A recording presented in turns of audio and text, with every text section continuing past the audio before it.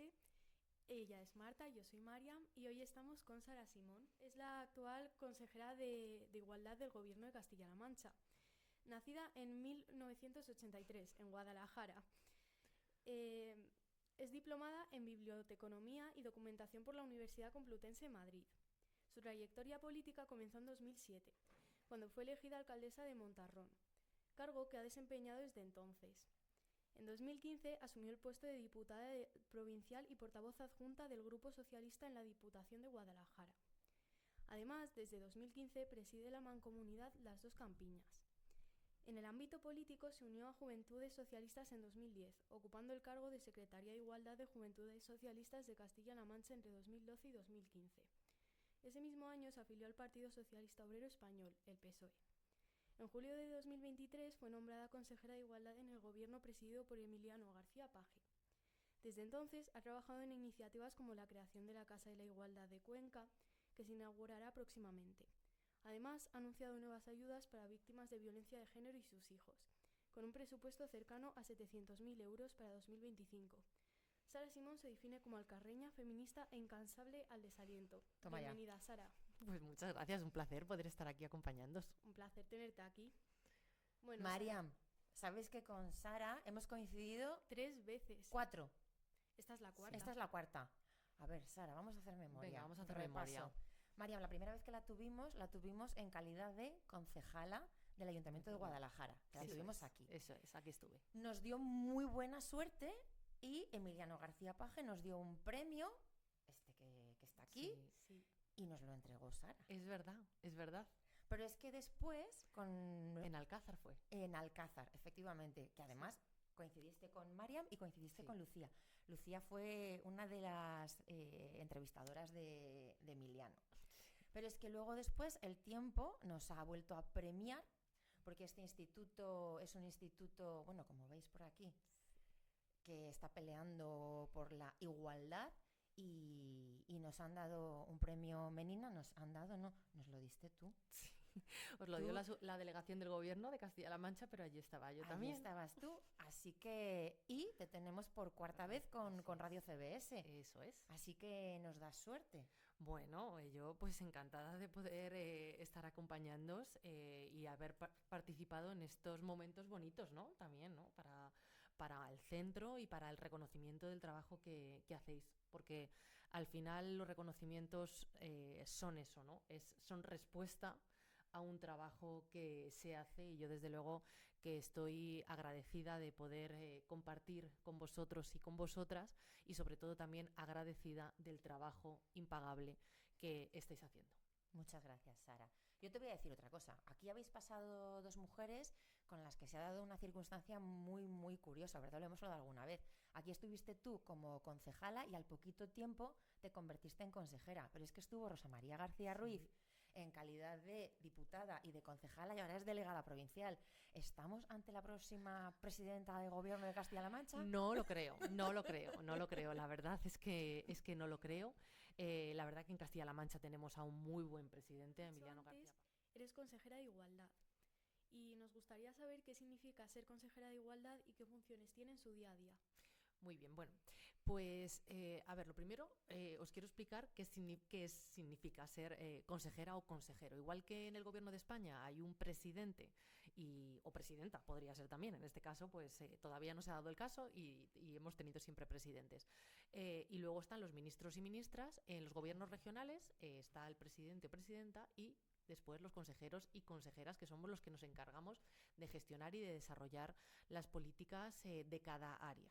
Y como bien has dicho, yo he tenido la inmensa suerte y el inmenso honor de que el presidente de Castilla-La Mancha pensase que yo pues podía desarrollar las políticas de igualdad que se llevan a cabo para toda Castilla-La Mancha. Son políticas destinadas a ir construyendo una sociedad donde las mujeres y los hombres tengamos las mismas oportunidades y por tanto sea una sociedad más justa y también, por supuesto, a prevenir, a combatir y a proteger a las mujeres que son víctimas de la violencia machista, que por desgracia todavía son cientos de mujeres que sufren la violencia y que las instituciones y la sociedad en su conjunto tiene que estar para respaldarlas, para cuidarlas y para protegerlas.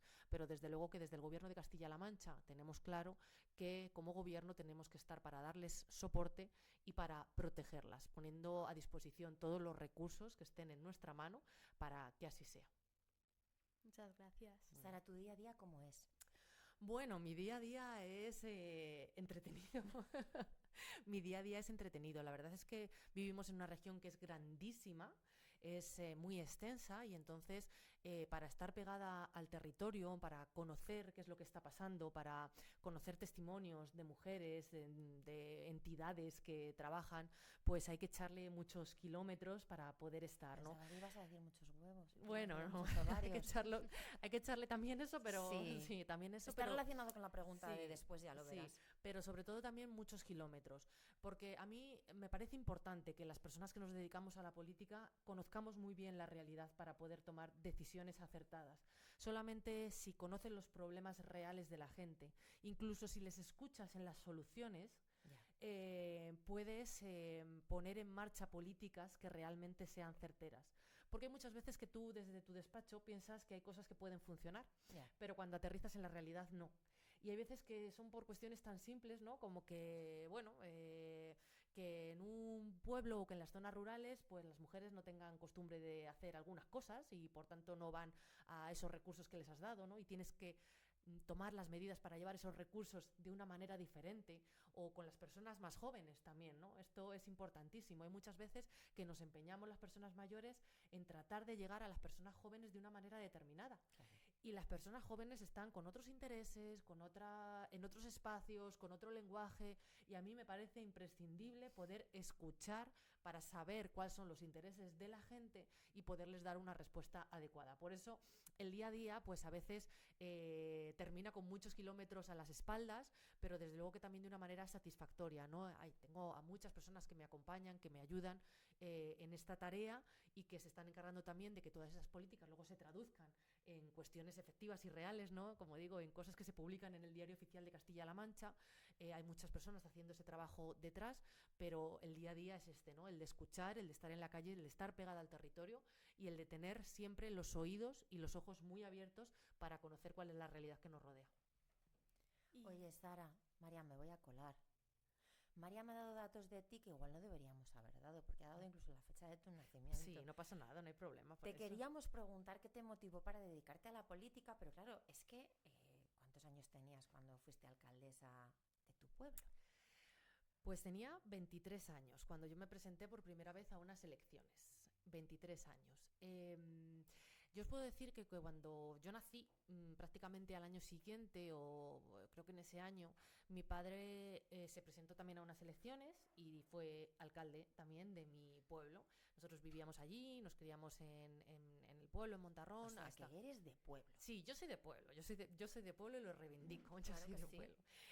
Hasta los 11 años, a los 11 años me trasladé a vivir a Guadalajara. Yo soy la pequeña de 4 hermanos. Mis hermanos, tengo 2 hermanos y una hermana, y ya estaban estudiando en Guadalajara. Pues a los 2 años yo me tendría que también venir a la ciudad para poder estudiar, y mis padres pues decidieron en ese momento que hacíamos el petate y nos íbamos todos a vivir a la ciudad. Pero es cierto que yo me crié en mi pueblo y, como decía, pues desde muy pequeña yo he visto a mi padre ser alcalde de mi pueblo.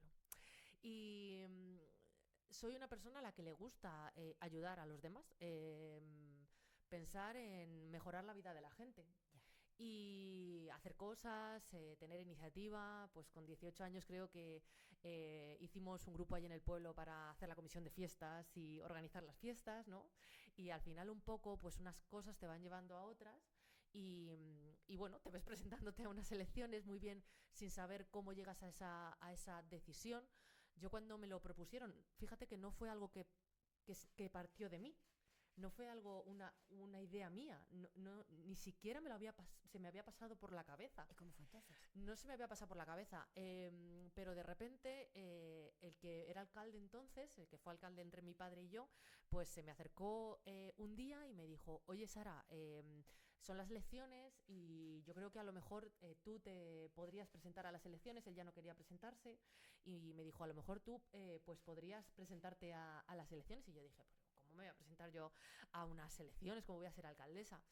Y, con 23 años. Con 23 años, efectivamente.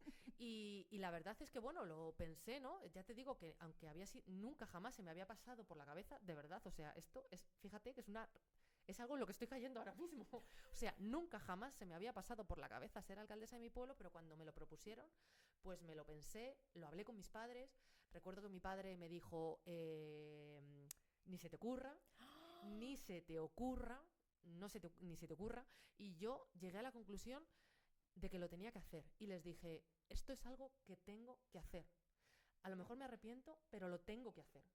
Y desde ese momento mis padres dijeron, bueno, pues si lo tienes que hacer, adelante. ¿Eras cabezota? Adelante. Soy muy cabezota. Vale. Soy muy cabezota. Entiendo que tus padres entonces sí, dirían... soy muy cabezota. Entonces, bueno, pues me presenté a las elecciones. Tuve la inmensa suerte de que mis vecinos me votaron. También te digo que tampoco tenía muchas más opciones que votarme a mí. Pero bueno, fui durante 12 años alcaldesa. Es cierto, como bien ha dicho ella, luego, bueno... mi padre se presentó por el Partido Socialista desde muy pequeña. Bueno, me han inculcado unos valores que corresponden con los que defiende mi partido y siempre he tenido claro que de alguna manera especial yo quería también contribuir a través de esta herramienta, ¿no? Siempre he dicho que los partidos políticos no son un fin, sino que son una herramienta que tenemos para transformar la sociedad.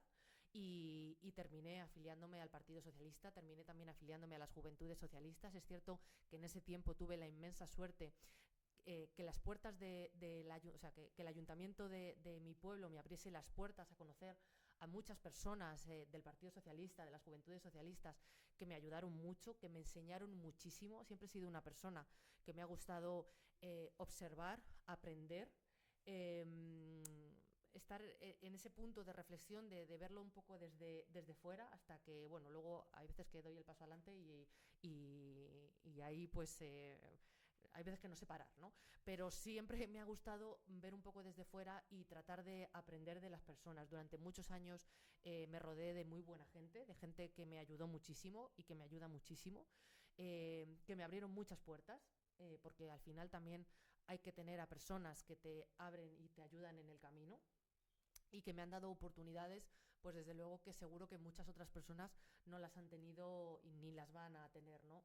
Es cierto que, pues eso, con 23 años era alcaldesa, con 31 era diputada provincial, con 35 era teniente de alcalde del Ayuntamiento de Guadalajara y con 39 pues fui consejera. Lo que te digo. hay veces que me siento como Alejandro Sanz viviendo deprisa, ¿sabes? Hay veces que me siento un poco así. Pero sí, bueno, pues este ha sido un poco el camino. Oye, Sara, ¿y exactamente qué es lo que te lleva a trabajar tantísimo por la igualdad? Creo que es de justicia. Creo que es de justicia que no perdamos el 50% del talento del mundo, que somos las mujeres.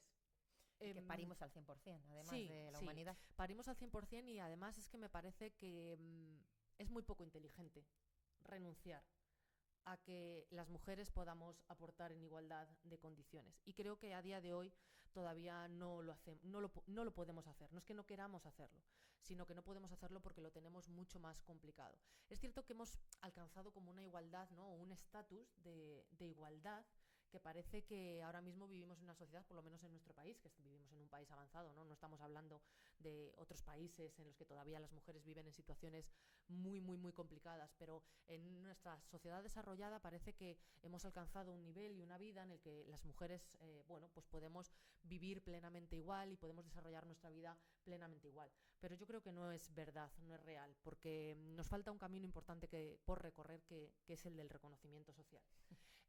Creo que las mujeres todavía a día de hoy no tenemos ese reconocimiento que tienen nuestros compañeros en todos los ámbitos de la vida, ya sea en la cultura, si pensamos en los cantantes y en las cantantes, ya sea en el deporte, si pensamos en los deportistas y en las deportistas, ya sea en la política, si pensamos en las mujeres que nos dedicamos a la política y en los hombres que se dedican a la política, ya sea en las empresas, en los altos cargos de las empresas, en el profesorado. En todos los ámbitos de la vida creo que las mujeres estamos faltas de reconocimiento y faltas de prestigio. Y esa desigualdad es invisible y hace además que las mujeres tengamos una carga mental muy, muy importante. El otro día hablaba con una asociación de mujeres empresarias y yo les hacía esta reflexión. Si pensásemos en cuántas mujeres que están en cargos de responsabilidad a día de hoy están tomando antidepresivos o ansiolíticos, nos sorprenderíamos. La carga mental que tenemos es impresionante, porque hay muchas veces que te tienes que esforzar muchísimo para que no tengas ni la mitad del reconocimiento que tienen tus compañeros. Es posible que la pregunta que te va a lanzar Mariam esté muy relacionada con esto que nos has, voy a decir, anticipado. A ver si... Mariam, lánzale la pregunta que tenemos. ¿Qué dificultades crees que tenemos en Castilla-La Mancha para llegar a alcanzar una igualdad? Y no solo en Castilla-La Mancha, sino en España en general. Bueno, creo que la primera es que las mujeres podamos vivir sin miedo. Y a esto me refiero a que podamos salir a la calle sin miedo de que nos agredan, de que nos violen, de que nos maten, de cualquier cosa, ¿no? Creo que eso es lo esencial, que pudiésemos vivir sin miedo, que podamos ir dando pasos para educar a las nuevas generaciones, para aprender a relacionarse desde el respeto y desde la igualdad. Que ningún hombre entienda que puede agredir a una mujer por el hecho de ser mujer o que tiene ningún tipo de derecho sobre su cuerpo, porque no es así. Y en esto creo que también es importante que seamos conscientes de que hay muchas veces que cuando hablamos de igualdad pensamos que nos estamos dirigiendo única y exclusivamente a las mujeres. Pero creo que tenemos que empezar a cambiar esto para que podamos hablar de estas cosas sin que parezca que constantemente estamos en una guerra de sexos y que las mujeres están contra los hombres y que podamos hablar con absoluta normalidad con nuestros compañeros, decirles estas cosas y hacérselas ver, para que ellos también sean cómplices nuestros, para que ellos también, cuando aquellos pocos, que yo siempre digo que son los menos, los que piensan que pueden agredir a una mujer, los que piensan que pueden acosarla, que pueden violarla o que pueden matarla, para que consigamos aislarlos, para que consigamos que cuando nos llega al móvil una imagen vejatoria hacia una mujer, consigamos decirle a nuestro amigo, oye, esto que estás haciendo no está bien. Cuando tengamos a un amigo que no trata como se merece a su pareja, le podamos decir, oye, esto que estás haciendo no está bien. Y no pasa nada. Tenemos que ser capaces de concienciarnos de que esto va, de que todas y todos nos comprometamos para alcanzar la igualdad y que seamos cómplices en este camino. Y luego ya todo lo demás. Pero me parece que lo esencial, lo primero, es que las mujeres no suframos violencia por el hecho de ser mujeres. Eso es lo esencial, porque de esto no estamos libres ninguna. Pensemos como pensemos ideológicamente, votemos al partido que votemos, tengamos en el banco el dinero que tengamos, creamos en el Dios que creamos, da igual. Todas las mujeres somos unas potenciales víctimas de la violencia machista. Y mientras esto no acabe, pues todo lo demás es un camino que se queda muy, muy lejos. ¿Qué acciones concretas se están llevando a cabo desde la Junta, desde tu consejería, de cara a poder prevenir la violencia de género entre los jóvenes, que ahora mismo, bueno, pues Juventud Divino Tesoro, ya ves entre quiénes estamos? Bueno, desde el Gobierno de Castilla-La Mancha estamos inmersos en la puesta en marcha de una red de centros de atención integral a las víctimas de la violencia sexual, ¿vale? Hay abierto un centro en cada capital de provincia Y estos centros que van a servir para dar asistencia psicológica, jurídica, a todas las mujeres que sufren cualquier tipo de agresión sexual, los vamos a orientar muy específicamente a las personas jóvenes. Queremos que estos centros salgan a la calle. Somos muy conscientes de que nos va a costar que las personas acudan al centro, Sí. pero queremos sacar esos centros a la calle para trabajar con las personas jóvenes, para hacerlo a través de dinámicas entre las que ellas y ellos se sientan, ¿no? Se sientan cómodos, con un lenguaje en el que se sientan cómodos, yendo a los centros educativos también, porque nos parece esencial, y sobre todo dándoles herramientas que a ellos también les sirvan.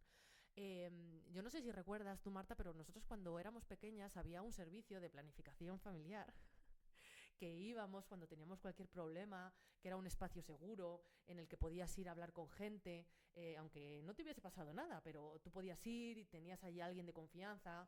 Pues queremos también que estos centros sirvan para que las personas jóvenes puedan tener ese espacio, ¿no? Esto, llamarlo de planificación familiar queda un poco raro, ¿no? Queda como antiguo. Queda como antiguo, pero el concepto me parece que es muy valioso. También es verdad que aquel concepto de planificación familiar nos daba un poco de vergüenza. Sí, Como, claro. oye, la planificación Familiar. Claro, ahí pensábamos que siempre iban las chicas para no quedarse embarazadas. Claro, esa era la cuestión. Claro. Es que el discurso ha cambiado tanto y la mentalidad. Pero a mí me parece muy interesante porque ahora mismo las personas jóvenes están teniendo un retroceso, por ejemplo, a la hora de utilizar métodos anticonceptivos que les sirvan también para prevenir las enfermedades de transmisión sexual. Sí. Porque parece que no está de moda ponerse un condón. Porque parece además que tenemos que reproducir lo que vemos en internet, ¿no? Reproducir ese porno que es hiperagresivo hacia las mujeres, ¿no? Y creo que en este país tenemos una asignatura pendiente que es la educación afectivo-sexual. Me consta que en los centros educativos se está haciendo mucho esfuerzo, pero las herramientas a veces son escasas. Y por eso creo que es importante que abordemos esto de una vez, porque nosotras, que tampoco somos tan mayores, Claro que no. pero bueno, somos un poco más mayores, es cierto que no teníamos tanta información. No teníamos dónde formarnos, no teníamos ni información afectivo-sexual, ni educación afectivo-sexual, pero no teníamos dónde formarnos. Pero la gente joven a día de hoy tiene muchos recursos donde formarse y se está formando mal. Se está formando con, con visionados de porno, viendo, ya te digo, relaciones que son hiperagresivas, donde te dicen y te trasladan la idea de que ponerte un condón no es guay. Y claro, esto está generando muchos problemas, no solamente en embarazos no deseados, sino en el despunte de las enfermedades de transmisión sexual. Y creo que es importante que la gente joven tenga un servicio donde se les pueda informar sobre esto y se les pueda explicar las cosas en su lenguaje, en un sitio donde no sientan vergüenza, donde no tengan miedo de acudir, ¿no? Y nos parece muy importante que estos centros, que en un momento estaban planificados, ¿no? Pues para esto, ¿no? Simplemente para atender a las mujeres víctimas de la violencia sexual, que también se trasladen para que sean realmente efectivos. Hemos adquirido, además, desde el Gobierno de Castilla-La Mancha, y somos la única comunidad autónoma que lo hemos hecho, 2 autobuses que van a ser una extensión de estos centros para acudir a espacios donde principalmente haya personas jóvenes, espacios festivos, con en una especie de punto violeta, por así decirlo, ¿no? Para entender el concepto, pero trasladando toda la información que podamos dar a los espacios donde estén las personas jóvenes, ¿no? Hay muchas veces que no vamos a conseguir que las personas jóvenes lleguen a los centros, pues vamos a ir a donde están ellos y ellas para poderles dar esa información. ¿Y a sus familias? A sus familias también, desde luego que es importante trabajar también con las AMPAs en los centros educativos, es esencial. Para también concienciarles muchas veces de esto, porque vivimos en una sociedad que va muy deprisa, en la que todos y todas tenemos mucho estrés, unas jornadas de trabajo que son complejísimas, unas responsabilidades que cada vez nos pesan más, y muchas veces que dedicarnos a la crianza cuesta mucho. Y a veces hay cosas que preferimos no afrontar. Porque, pues llegas a casa tarde, cansado, y pues hay veces que prefieres no afrontar las cosas. Y yo creo que la educación, aunque es imprescindible darla en los centros educativos, no solamente se da en los centros educativos, también se da en las familias, también se da en las casas. Y para eso los papás, las mamás se tienen que implicar, ¿no? Tienen que tener también ese espacio para poder hablar con sus hijos, con sus hijas, de lo que les preocupa, de lo que no les preocupa, de los miedos que tienen, de las inseguridades, y eso también les tenemos que dar las herramientas para que puedan hacerlo. Uno de los 2 autobuses que sea para padres y madres. Vale. ¿Y Vale. cómo podríamos ayudar como adolescentes a construir una sociedad más igualitaria? Bueno, yo creo que concienciando a las personas que tenéis a vuestro alrededor. Yo creo que no hay mejor persona que te puede abrir los ojos que una persona a la que ves como un igual. Así que a través de los espacios de debate, de no callarnos las cosas, de decirlas desde el respeto, desde la serenidad, pero de decirlas, de abrir los ojos a nuestros compañeros, a nuestras compañeras, creo que es la mejor manera de ir construyendo, ¿no? De ponerte esas gafas. Muchas veces se habla, ¿no?, de las gafas violeta, que es un poco como, bueno, un poco así, un poco romántico, pero creo que todas las personas vivimos en un mundo, en este país, que nos organizamos en un sistema capitalista y patriarcal. Y todos y todas nos hemos educado ahí. Todas y todos nos hemos educado en el machismo. Todas y todos nos hemos educado en el machismo. Y todas y todos, todos los días tenemos que deconstruirnos y volvernos a construir, ¿no? Tenemos que darnos cuenta de que hay algunas cosas que no estamos haciendo bien y cambiarlas y modificarlas. Y creo que vosotros y vosotras estáis en el momento justo de ir adquiriendo buenos hábitos y de ir dándoos cuenta de que algunas cosas hay que modificarlas desde este momento, ¿no? Yo creo que si vosotros y vosotras vais cambiando algunos vicios que las personas más mayores ya tenemos más adquiridas, pues nos vais a ir también empujando y nos vais a ir abriendo los ojos. Es cierto que es poner mucha responsabilidad sobre vuestros hombros, ¿no? Pero yo creo que es imprescindible que las nuevas generaciones vayan cambiando ese paradigma. Y sé que es complicado, porque también sé que, bueno, el momento de la juventud es un momento de la revolución y de ser reaccionarios frente a los patrones establecidos. Yo también he pasado por ahí. Y la adolescencia es un momento de, bueno, de esta revolución, ¿no? Y ahora parece que lo moderno y lo guay pues es este discurso, ¿no?, más ultra, más antifeminista o más machista, por así decirlo, y tenemos que hacer un trabajo pues más intenso, porque, como digo, creo que son los menos, pero también creo que son los más ruidosos, y creo que al final hay muchas veces que nos apabullan y que nos hacen hacernos pequeñitos y pequeñitas, y creo que no, creo que tenemos que ser valientes, tenemos que defender que el mundo, para ser justo, tiene que ser absolutamente igualitario y que por tanto tenemos que ir construyéndolo día a día. Sara, ¿crees que en Castilla-La Mancha hemos avanzado en materia de igualdad? Bueno, yo creo que en Castilla-La Mancha se ha avanzado muchísimo en materia de igualdad. ¿Y por qué digo esto? Hay veces que parece que nos falta un mundo, ¿no?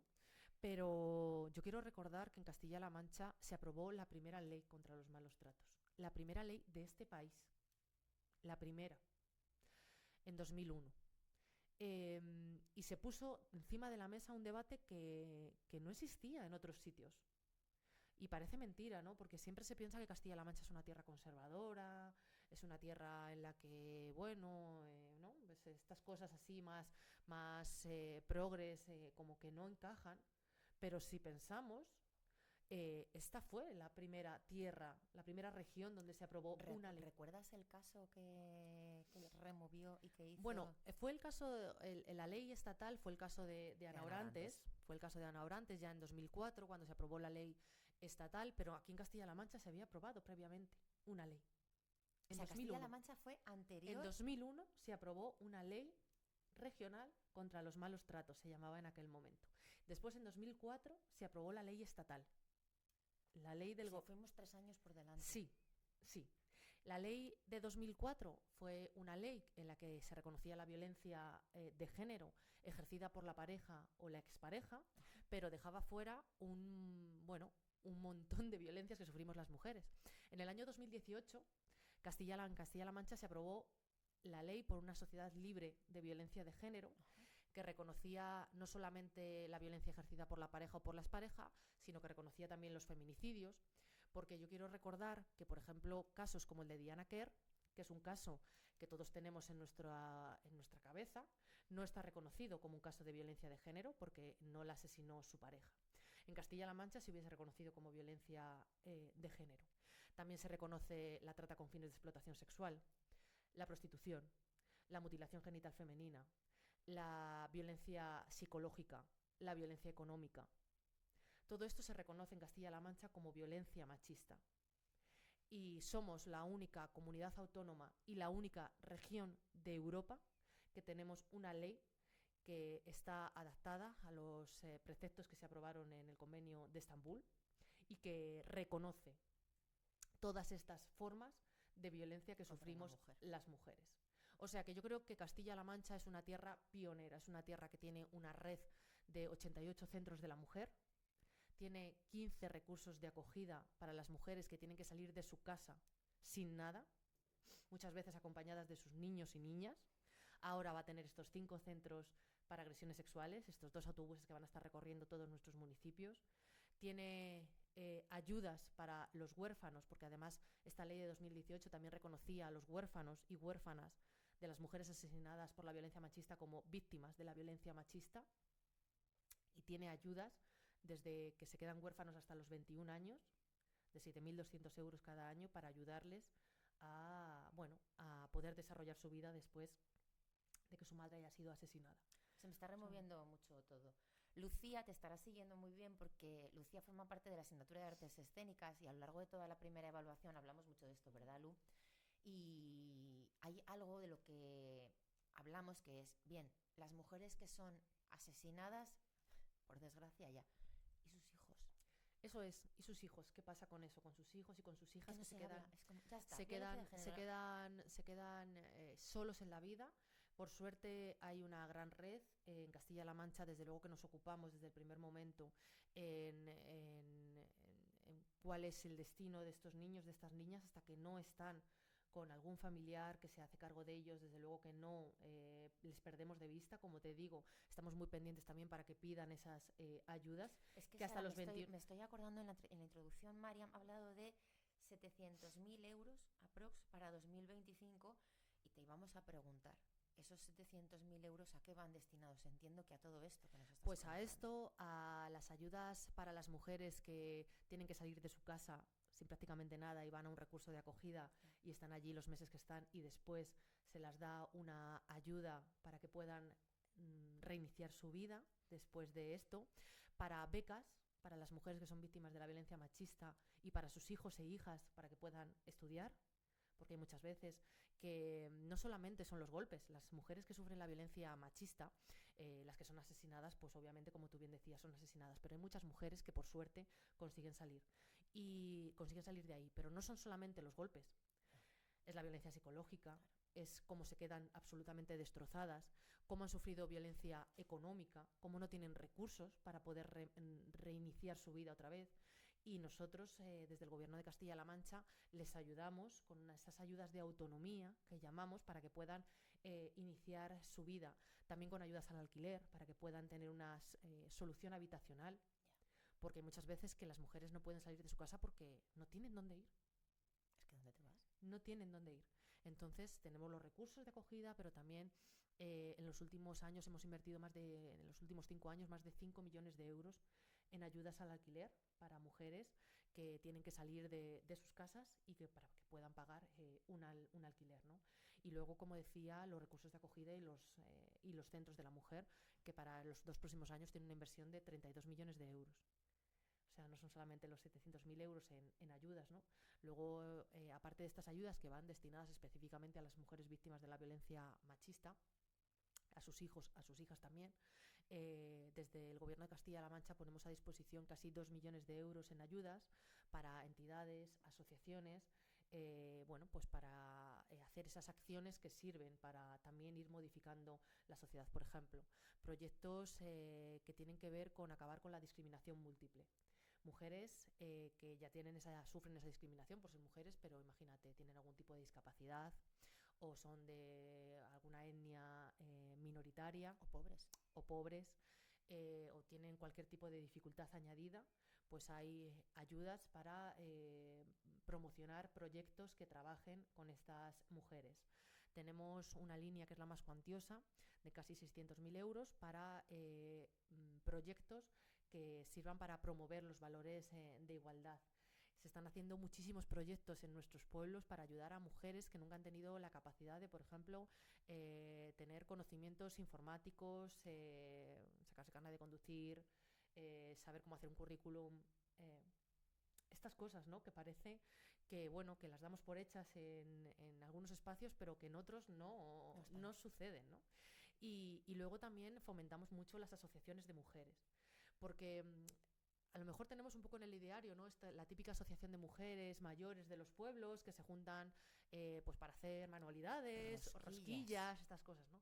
Pero las asociaciones de mujeres, para una generación importantísima de mujeres, ha sido el único espacio que han tenido para tejer red con otras mujeres, para salir de su casa, para tener un rato de charla, de conversación, para poder pedir ayuda en muchas ocasiones. Y es importantísimo que apoyemos y que ayudemos a estas asociaciones. Alguna vez nos han recriminado que nos gastamos mucho dinero en que asociaciones se vayan de excursión a no sé dónde. Es que hay muchas mujeres que, si no fuese por la asociación de su pueblo que las lleva a la capital a ver el teatro, no hubiesen ido nunca. No hubiesen ido nunca. Y por eso es importantísimo que tengamos esta red. ¿Cómo te sienta a ti cuando oyes el chiringuito? Bueno, a mí me preocupa porque veo que es un discurso que está calando mucho. Y me preocupa, claro, me preocupa que no seamos capaces de hacer la mínima reflexión sobre lo que pasa. Como decía antes, vivimos en un mundo que es muy complejo, en el que todo el mundo va muy rápido, en el que nos hemos vuelto... Fíjate, decíamos que después del COVID íbamos a salir mejores. Y yo creo que después del COVID hemos salido absolutamente individualistas, mucho más egoístas, menos comunitarios. Y eso nos hace que no nos preocupemos por lo que tenemos al lado, ni siquiera nos preocupemos por lo que es lo social, ¿no? Y en lo social me refiero a la comunidad, al pueblo, a hacer pueblo, a que nos podamos juntar los unos con los otros, a que podamos ser compañeros de vida, a que creamos una comunidad. Me parece que eso se ha perdido. Y estos discursos ultras encajan muy bien ahí. Marian te va a hacer una pregunta ahora relacionada con ello. Pues adelante. Estos temas se debaten mucho en las redes sociales y nos gustaría preguntarte cómo se lucha contra el machismo en las redes sociales, que es algo que nos pilla muy cerca a los niños, niñas y adolescentes y también a los jóvenes y adultos. Bueno, es cierto que las redes sociales, antes lo decíamos, ¿no? Nosotras cuando teníamos vuestra edad no teníamos redes sociales y ahora pues vivimos en una realidad absolutamente diferente, ¿no? Y creo que las redes sociales son una herramienta muy buena que ha llegado para quedarse y a la que no vamos a poderle poner puertas.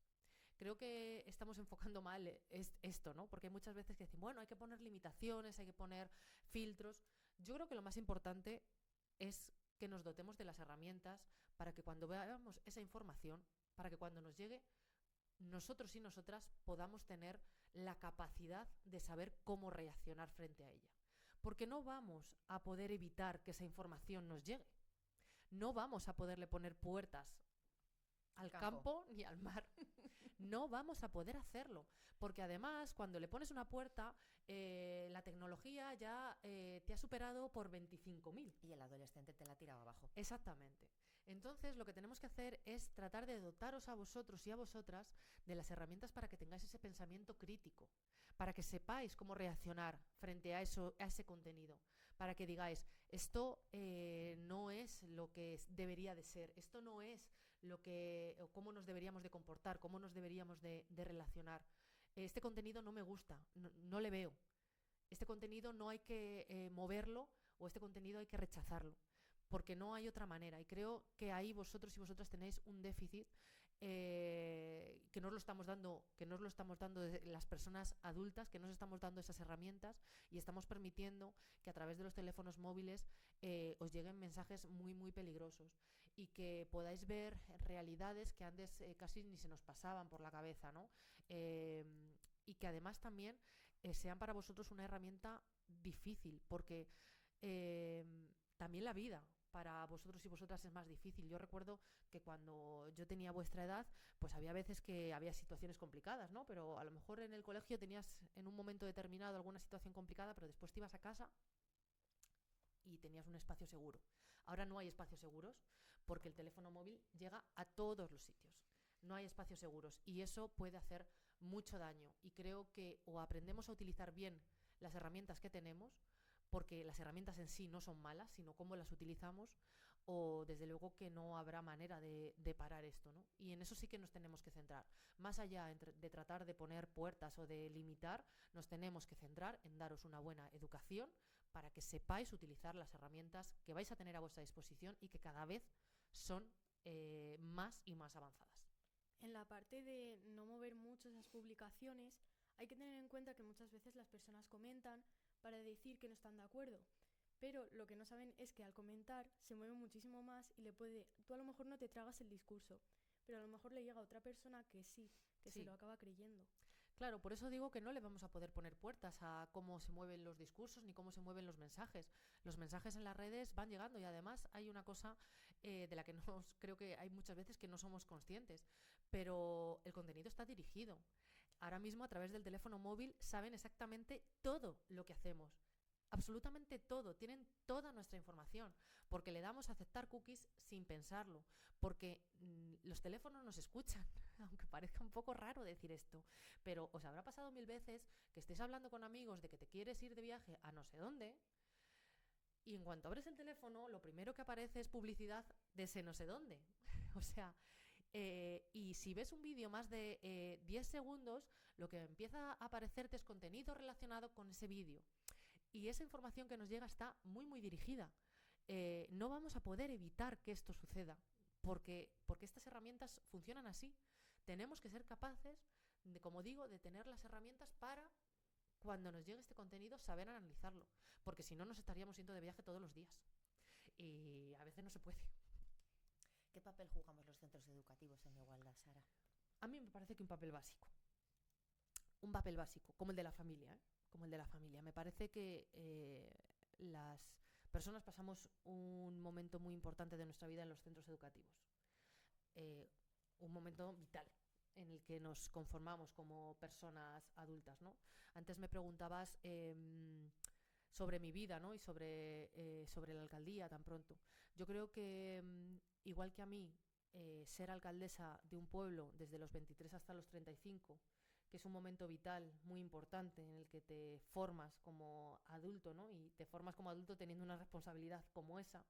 Yo creo que en los centros educativos las personas pasan por unos momentos vitales en los que las cosas te marcan mucho. Te marcan mucho. Tener a personas que te eduquen, no que te enseñen, sino que te eduquen, es muy importante.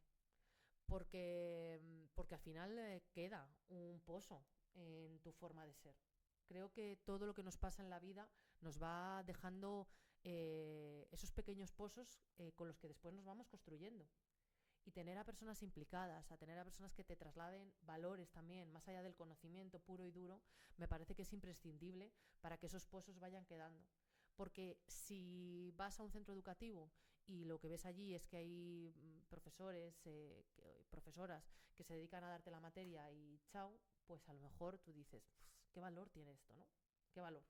Pero si ves a personas implicadas, ves a personas que te motivan, ves a personas que se preocupan de lo que te gusta o de lo que no te gusta, de lo que se te da bien, de lo que no se te da bien, de las personas de las que te tratan de orientar para que tú también puedas pues desarrollarte mejor, me parece que es imprescindible.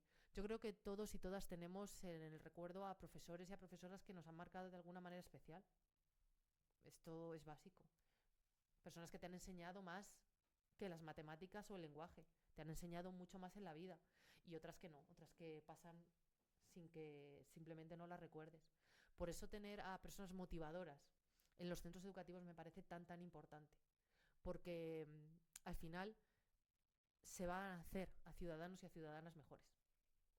¿Sois conscientes desde la administración de que con esta oleada, lo has dicho, está calando, ese mensaje o homófobo, machista, cuando hay docentes implicados en feminismo o en igualdad, que parece que es como una palabra un poquito más suave, se tacha a esos docentes de adoctrinadores. Sí, sí, sí. No solamente esto pasa en los centros educativos. Cuando se habla de feminismo, ahora mismo es una palabra que chirría. Yo, de hecho, trato de no decirla. Tú. Trato de no decirla, porque sé que causa rechazo. Ajá. Sé que causa de rechazo. Entonces, creo que estamos en este momento tan complicado y tan complejo en el que nos estamos planteando estas cosas. ¿Hemos hecho algo mal, Sara? Sí, claramente sí. Porque, quiero decir, cuando a mí me llaman feminista, yo digo, gracias. Claro. Claro. Pero te lo dicen como un insulto. Claro. Claro. Hemos hecho algo mal, eso está claro. Hemos tratado de correr en vez de caminar. Y hay que caminar. Hay que caminar. Hay que bajar muchas veces el ruido del debate y hay que hablar con otros términos.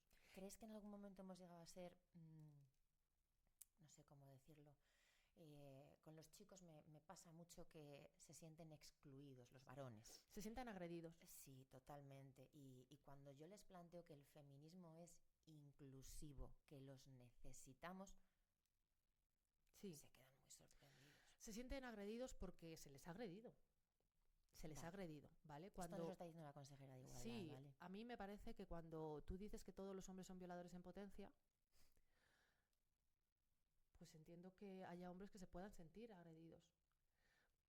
Porque creo que, aunque todos los violadores son hombres, esto es una realidad, no creo que todos los hombres sean unos violadores en potencia. De hecho, creo que cada vez hay más hombres que quieren vivir en igualdad, cada vez hay más hombres que trabajan porque tengamos una sociedad libre de violencia hacia las mujeres.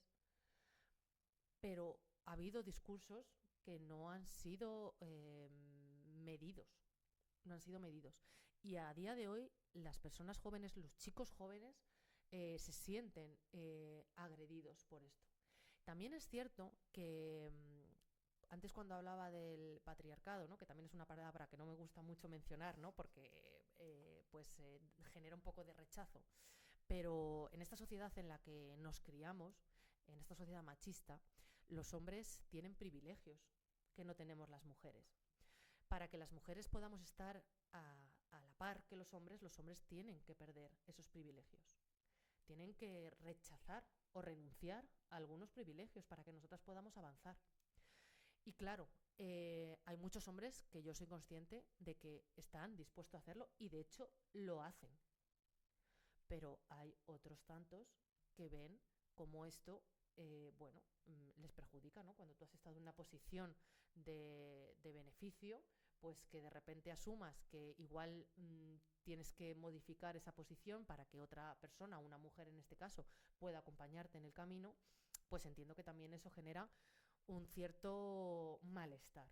Pero creo que esto se puede resolver, como decía, desde la pedagogía, ¿no? Esto no va de que nosotras tengamos que avanzar más que vosotros, esto va de que podamos avanzar a la vez. Incluso hablábamos hace unos meses y con las personas de mi equipo, ¿no?, de medidas que se han puesto en marcha para fomentar la igualdad. Por ejemplo, los permisos de maternidad y de paternidad, ¿vale? El tema. La maternidad ha sido uno de los grandes hándicaps de las mujeres para poder desarrollar su carrera profesional. Esto es así. O sea, las mujeres nos hemos incorporado al mercado laboral y vemos que cuando tenemos que enfrentarnos al momento de ser madres, nuestras carreras profesionales se van quedando atrás y después no ya accedemos a puestos de liderazgo, a promocionar dentro de nuestra empresa, etcétera, etcétera. Y claro, además teníamos un problema importante cuando íbamos a buscar trabajo y estábamos en edad de tener hijos, ¿no? Y nos preguntaban, ¿pero tú quieres ser madre? ¿Por Además, qué? Era una pregunta obligada, claro, del personal ¿por de qué? recursos humanos. Porque cuando tú fueses a ser madre te ibas a ir de baja. ¿Estás casada? Claro, claro. Unos cuantos meses. Ahora se sabe que tanto las madres como los padres se van a ir obligatoriamente. Obligatoriamente, a mí esto me parece esencial. Obligatoriamente de baja. Por lo tanto, quiere decir que no, las mujeres no vamos a tener esa discriminación a la hora de buscar un trabajo, y además los hombres van a poder cuidar de sus hijos o de sus hijas, van a poder implicarse en un momento esencial, que es el del nacimiento y el de los primeros meses de vida. Porque claro, luego, ¿qué es lo que pasa? Que como era la mujer la que se quedaba en casa criando a esos bebés, era la mujer la que sabía cómo se preparaba el biberón, la mujer la que sabía cómo se cambiaba el pañal, la mujer la que sabía dónde estaba la ropa, la mujer donde sabía dónde se guardaban las tetinas. ¿Por qué lloraba el bebé? Claro. ¿Pero por qué sabes que tiene hambre y no tiene sueño? Claro. ¿Y qué pasaba?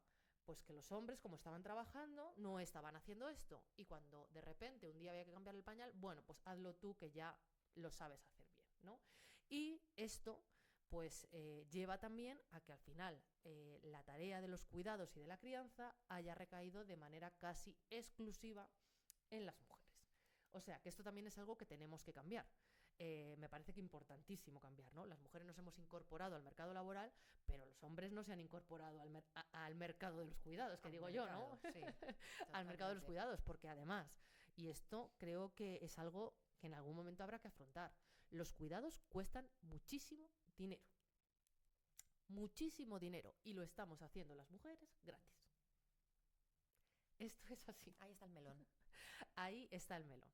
Entonces, bueno, pues estas son cosas que tenemos que ir dándole una vuelta. Al hilo de esto y de palabras que se han vinculado al feminismo y que algunas nos empiezan a rechinar. El término empoderamiento. ¿Qué piensas de eso de que es que estoy empoderada? Pero ¿cómo te vas a empoderar tú, alma cándida? Si el poder te lo otorga otro. Yo creo que después de la conciliación, este es el segundo gol que nos han colado por toda la escuadra, ¿vale? Me alegra mucho que pienses así. Sí, creo que sí, porque nos han dicho que nos tenemos que empoderar y que esto va de que nosotras, oye, que está en vuestra mano, ¿no? Y cuando sales ahí fuera a comerte el mundo porque estás hiper empoderada, pues de repente lo primero que te encuentras es con un tranquilamente. Con un golpe en la cara. Yo me meto mucho con el empoderamiento y les hace mucha gracia. No, es así, ¿no? Entonces tú vas tan empoderada por la vida que piensas que puedes con todo y que te van a tratar igual que a los hombres y que no vas a tener ninguna dificultad, y cuando llegas allá a la primera te la llevas en la frente. Y la segunda, y la tercera, y la cuarta, y la quinta. Y acabas en una consulta de un psicólogo. Es que esto es así. Yo se lo digo mucho, no que esto es así. No busquéis empoderaros, buscad dignidad. Eso es. A mí me hace mucha gracia porque es que estoy de acuerdo, ¿sabes? Y es que cuesta mucho encontrar a gente que esté de acuerdo porque dice, no, pero es que nos tenemos que empoderar, que no sé qué. Y a vuestra edad, cuando os ponéis esos pantalones que no son pantalones, que son bragas, es que estoy empoderada. ¿Cómo? ¿No estás empoderada? ¿Qué tiene que ver la y luego hay una empoderarse? Claro, con tener poder. Sí. ¿Qué tiene que ver? Luego hay una cuestión muy peligrosa también con esto del empoderarse. Y es que hay chavalas jóvenes que están tan empoderadas que se prostituyen porque su cuerpo es suyo y hacen lo que quieren con él. Ay, madre. Claro. Y vamos a acabar hablando de OnlyFans. Claro. Están tan y empoderadas. Y del abolicionismo, ¿verdad, consejera? Claro, están tan empoderadas que llegamos a ese punto. Y es que tú fíjate cómo le han dado la vuelta a la tortilla sin que nos hayamos dado ni cuenta. Ni cuenta. Así es. ¿Y qué hacemos? Bueno, yo creo que seguir. Resistir. Hay que insistir porque la gente no se rinde. Hay que insistir y hay que hacerlo desde la tranquilidad y desde el convencimiento. Y sabiendo que esto no va de un día para otro, sabiendo que hay que hacerlo caminando, despacio, buscando aliados, aliadas, cada vez siendo más y cada vez siendo más conscientes de que tenemos que aislar. Abriendo los ojos, implicándonos. Hay muchas veces que es mucho más fácil callarse. Pero creo que callándonos no ayudamos a nadie. Entonces, pues habrá algunos días que no nos apetezca y no pasa nada tampoco. No pasa nada. Porque no estamos tan empoderadas. No. Tenemos derecho a estar cansadas. Claro, eso es. Y entonces no pasará nada, pero al día siguiente te levantas otra vez y sigues en el camino. Y siembras. Y ya crecerá. Sara, ¿es el feminismo un movimiento pacifista? Lo es. El feminismo es un movimiento absolutamente pacifista en lo que básicamente que se busca que todas las personas podamos ser iguales y que podamos que tengamos que tener el mismo respeto, ¿no? Que tengamos que recibir el mismo respeto. Se confunde mucho el feminismo con el machismo y no tiene nada que ver. El machismo, lo contrario del machismo sería el embrismo, si es que fuese una realidad que las mujeres tienen privilegios por encima de los hombres, pero no lo es. Existe. O sea, en realidad el embrismo no existe. Pero el feminismo es un movimiento pacífico, es un movimiento de convencimiento, es un movimiento, como digo, en el que día a día hay que ir sembrando, es un movimiento en el que nos tenemos que ir apoyando unas personas en otras, porque es un movimiento que tiene mucho desgaste. Ha habido muchas mujeres a lo largo de la historia que han tenido mucho desgaste para que podamos avanzar, y hay que reconocer a esas mujeres que han tenido ese desgaste, porque han ido dando pasos para que las demás podamos dar los pasos después, ¿no?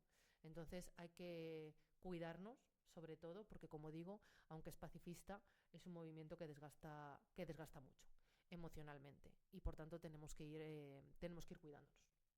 Y también hay que tener en cuenta que no hay que tomárselo como un ataque personal, porque muchas veces tú cuentas las realidades desde tu punto de vista y se lo toman como un ataque, y por eso están completamente en desacuerdo. En lugar de escuchar, dicen no. Porque ¿De quién hablas, Mariam? En general. Pensaba que de los hombres. No.